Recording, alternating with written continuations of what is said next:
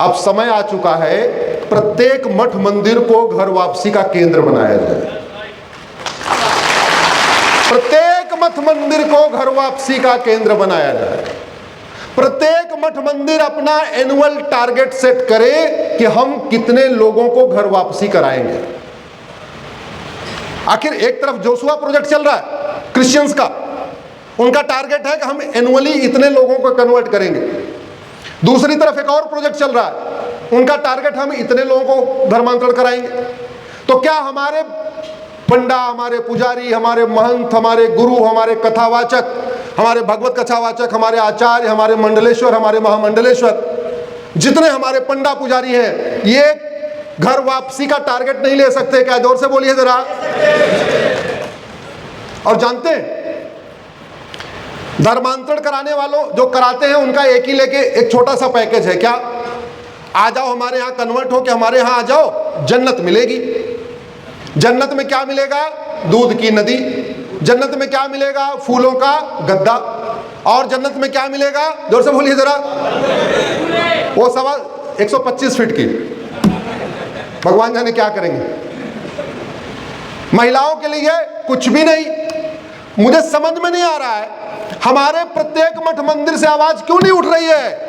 आ जाओ घर वापसी करो। घर वापसी से 3 तलाक बंद होगा, घर वापसी से हलाला बंद होगा, घर वापसी से मुताह बंद होगा, घर वापसी से मिस्यार बंद होगा, घर वापसी से तहर्रुस बंद होगा, घर वापसी से तलाके हसन बंद होगा, घर वापसी से तलाके एहसन बंद होगा, घर वापसी से तलाके बाइन बंद होगा, घर वापसी से तलाके किनाया बंद होगा, घर वापसी से तुम्हारा बुर्का खत्म होगा, घर वापसी से तुम्हें पूरी आजादी मिलेगी, घर वापसी से सोचने की आजादी, घर वापसी से बोलने की आजादी, घर वापसी के बाद लिखने की आजादी, घर वापसी के बाद वस्त्र की आजादी, घर वापसी के बाद वेशभूषा की आजादी, घर वापसी के बाद मेकअप की आजादी, घर वापसी के बाद खाने की आजादी, घर वापसी के बाद रहने की आजादी, घर वापसी के बाद सम्मान की आजादी, घर वापसी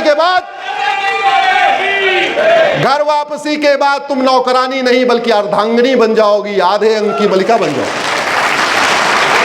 ये बात हमारे मठ मंदिर से क्यों नहीं उठ रही है? ये बात हमारे धर्मगुरु, हमारे कथावाचक, हमारे महामंडलेश्वर, हमारे आचार्य, हमारे शंकराचार्य क्यों नहीं उठा रहे? उनके पास एक छोटा सा पैकेज है, हमारे पास तो पूरी लिस्ट है।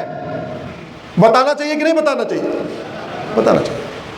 इसलिए आज हमारे कोठारी स्वामी जी बैठे हुए हैं।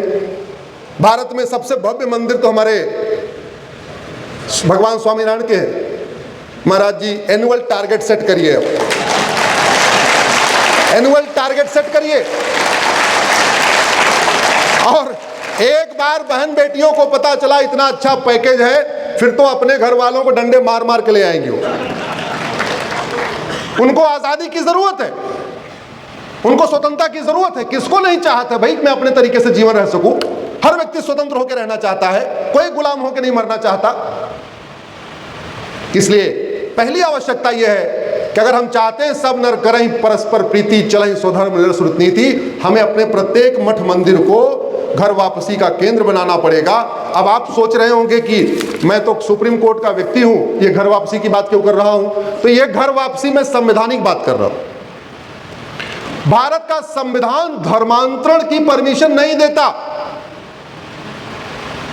भारत का संविधान का आर्टिकल 25 फ्रीडम ऑफ रिलीजन देता है। आर्टिकल 25 पढ़िए, freedom of religion subject to public order, health and morality. Bharat का संविधान मजहब की बहुत आंशिक स्वतंत्रता देता है।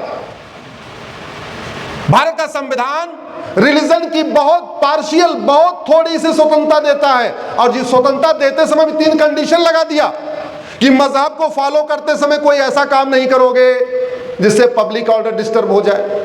मजहब को फॉलो करते समय कोई ऐसा नहीं काम करोगे जिससे किसी की हेल्थ खराब हो जाए। और मजहब को फॉलो करते समय कोई ऐसा नहीं काम करोगे जो मोरालिटी के खिलाफ हो, इमोरल हो। ये बताइए धर्मांतरण कराना इमोरल है कि नहीं? जोर से बोलिए जरा। धर्मांतरण कराने से पब्लिक ऑर्डर डिस्टर्ब हो रहा है कि नहीं हो रहा है? धर्मांतरण के बाद जब आदमी कन्वर्ट हो जाता है तो देश में अशांति फैला रहा है कि नहीं फैला रहा है? अल्टीमेटली पूरे देश में अराजकता कौन फैला रहा है? कन्वर्टेड हिंदू। आतंकवाद कौन? कन्वर्टेड हिंदू। जिहाद कौन? कन्वर्टेड हिंदू। मजहबी उन्माद कौन? कन्वर्टेड हिंदू। पत्थरबाजी कौन? कन्वर्टेड हिंदू। तो भारत का संविधान धर्मांतरण स्वतंत्रता देता ही नहीं है। हाँ, भारत का संविधान कहता है भारत की संस्कृति को मजबूत करो, भारत की परंपरा को मजबूत करो, भारत के ज्ञान विज्ञान को मजबूत करो, इक्वलिटी सबको मिलनी चाहिए, लिबर्टी सबको प्रियम्बल पढ़िए, liberty of thought, liberty of belief, liberty of faith, liberty of worship.